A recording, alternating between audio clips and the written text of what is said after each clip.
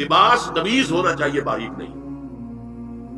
حضور نے فرمایا اللہ کی لعنت ہو ان پر جو لباس پہن کے بھی ننگی ہوتی ہے۔ باریک اتنا لباس ہے یا چست اتنا لباس، ڈھیلا ڈھالا ہونا چاہیے، تمیز ہونا چاہیے۔ لباس کے اندر یہ دو حصے جو ہے وہ لازم ہیں۔ اور پھر سینے پر، ظاہر بات ہے کرتا پہنا ہوا ہے، ڈھیلا ڈھالا ہے، پھر بھی یہ سینے کے اوپر تو ظاہر ہو جائے۔ ان پر ایک اضافی اوڑھنی سر پر سے لے کر اور اپنے اس گریبان کے اوپر بکل مانگ لینا، تاکہ یہ جو نسوانی حسن کا دوسرا مظہر ہے، پہلا چہرہ سب سے بڑا چہرہ۔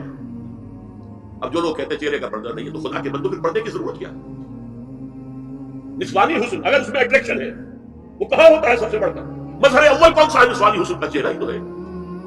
اب میں ذرا شرم کے ساتھ کہہ رہا ہوں، لیکن یہ اپنی شاعری کے کچھ الفاظ آپ کو سنا رہا ہوں۔ یہ لب لعلین کہاں ہوتے ہیں؟ چہرے پر ہوتے ہیں یا کہیں اور ہوتے ہیں؟ یا عارض بلغوم یہ کہاں ہوتے ہیں؟ چہرے پر ہوتے ہیں یا کمر میں لگے ہوتے ہیں؟ یہ چاہے زقن، تھوڑی میں اگر کچھ کھڈا پڑا ہوا ہو، چاہے زقن، یہ تعریفیں جو شاعری میں ہوتی ہیں یہ کہاں ہوتا ہے؟ یہ مشگاں کے تیر یہ کہاں ہوتے ہیں؟ یہ نرگسی آنکھیں یہ کہاں ہوتی ہیں؟ اور ستواں ناک یہ کہاں ہوتا ہے؟ چہرہ ہی تو ہے سب سے بڑی اٹریکشن تو چہرہ، اسی کو نہ چھپایا تو پھر اور کیا چھپایا؟ ہاں دوسری چیز چھاتی کے ابھار بہت اٹریکٹیو ہوتے ہیں انسان کے لیے، اس کے لیے یہ ہے کہ وَلْيَضْرِبْنَ بِخُمُرِهِنَّ عَلَىٰ جُيُوبِهِنَّ، کرتا بھی تمیز کپڑے کا ہو، کرتا جو ہے ڈھیلا ڈھالا بھی ہو، شلوار اور تمیز تر کپڑے کی ہو، ڈھیلی ڈھالی ہو، اور اوڑھنے کا بکل جو ہے اپنے سینے پر باندھ دیا جائے۔ اب اس کے بعد فرمایا وَلَا يُبْدِينَ زِينَتَهُنَّ إِلَّا لِبُعُولَتِهِنَّ، اب یہاں یہ زینت کا لفظ آ رہا ہے چہرے کے لیے، اور چہرے ہی میں کچھ سنگھار بھی ہوتا ہے، کچھ سرما لگایا ہوا ہے، پٹ کیجیے کسی اور طرح کا کوئی زیور پہنا ہوا ہے، گلے میں پڑا ہے، کانوں میں بدے ہیں وغیرہ وغیرہ، یہ زینت چہرہ اور اس کے ساتھ کوئی بناؤ سنگھار کا معاملہ، جس کی کہ حضور صلی اللہ علیہ وسلم نے تلقین کی ہے۔ عورت کو گھر میں بند سور کر رہنا چاہیے، شوہر کے لیے اٹریکٹیو رہنا چاہیے، خاص طور پر شوہر جب آنے والا ہے شام کو دفتر سے، اس وقت عورت جو ہے بند سور کر رہے ہیں، اس لیے کہ اصل مقصد کیا ہے؟ جتنی بھی انسان میں سیکسول انرجی ہے وہ مرکوز رہے شوہر اور بیوی کے درمیان، یہ فلسفہ ہے، ادھر ادھر نکاح جائے نا۔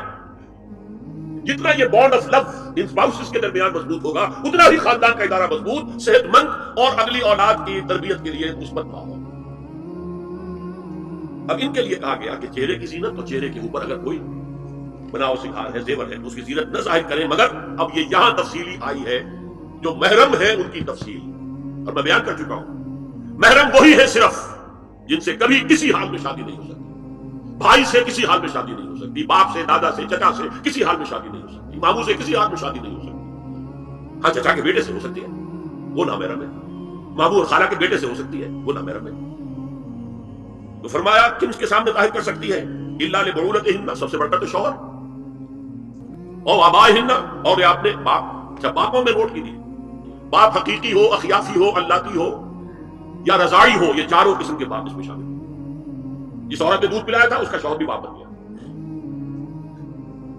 اور آبائے بعولتہن، اپنے شوہروں کے باپ، یا ابنائہن، ان کے اپنے بیٹے، بیٹوں میں بھی آئیں گے چاروں، اللتی، اخیافی، عینی اور رضاعی۔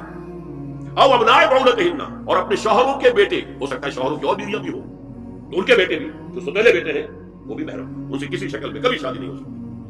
او اخوانہن، یا ان کے بھائی، او ابنائہن، یا اپنے بیٹے، او ابنائے بعولتہن، یا اپنے شوہروں کے بیٹے، او اخوانہن، یا اپنے بھائی، او بنی اخوانہن، یا اپنے بھائیوں کے بیٹے، او بنی اخواتہن، اپنا بھتیجا، شوہر کا بھتیجا نہیں، اپنا بھتیجا محرم ہے، اپنا بھانجا محرم ہے، شوہر کا بھانجا محرم نہیں ہے۔ او نسائہن، یا ان کی عورتیں، اپنی عورتیں، جان پہچان کی عورتیں، ہر عورت بھی محرم نہیں ہے، نوٹ کر لیجیے۔ نسائہن، عورتیں بڑی بڑی قدامائیں ہوتی ہیں، وہ کیا کیا فتنے اٹھاتی ہیں، آتی ہیں گھروں کے اندر، کیا ذریعہ بنتی ہے پھر پیغام رسانی کا، اور خرابی پیدا کرتی ہیں۔ اور اس میں کمال ہے جو مجھے واقعہ سنایا پروفیسر یوسف سلیم چشتی مرحوم نے سر سید احمد خان کے بارے میں۔ اب وہ زمانہ یاد کیجیے سر سید کا، ابھی انگریزی حکومت باقاعدہ جو ہے وہ ملکہ وکٹوریہ کی شروع ہوئی ہے، روک کتنا انگریز کا، اور لیفٹیننٹ گورنر جو ہے یو پی کا، وہ کہتا ہے سر سید احمد خان سے کہ ہماری خواتین، میری بیگم آپ کے اہلیہ سے، آپ کے گھر والیوں سے ملنا چاہتی ہے۔ سر سید نے جواب دیا ہماری عورتوں کا اجنبی عورتوں سے بھی پردہ ہے، ہماری عورتیں آپ کی بیگم سے نہیں کر سکتی۔ میرا سر چکا۔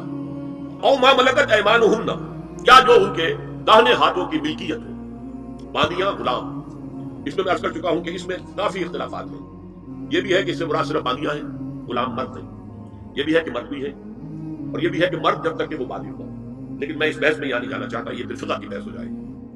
اب التابعین غیر اولی الارباح، کچھ ایسے لوگ بھی ہوتے ہیں، کوئی کسی کے گھر میں تو اندھا آدمی رہ رہا ہے، یا کوئی اور کسی وجہ سے کوئی مریض ہے، اسے آپ نے پناہ دے رکھی ہے، انہیں عورتوں سے کوئی سروکار نہیں ہوتا. اب الطفل الذین لم یظہروا علی عورات النساء، یا وہ بچے کہ جن پر ابھی عورتوں کے پوشیدہ حالات واضح ہی نہیں ہے، پتہ ہی نہیں ہے انہیں، ابھی انہیں جنس کا کوئی احساس ہی نہیں. یہ ہے فہرست جو دی گئی ہے کہ جن کے سامنے عورت کھلے چہرے کے ساتھ اور اپنی جو اضافی زینت بھی ہو، کوئی زیور وغیرہ یا کوئی بھی سرما وغیرہ ڈالا ہوا ہے یا کوئی سرخی کو لگائی ہے معمولی سی، تو اس کے ساتھ آ سکتی ہے. اور یہ وہ رشتے ہیں کہ جن سے کسی حالت میں بھی نکاح نہیں ہو سکتا.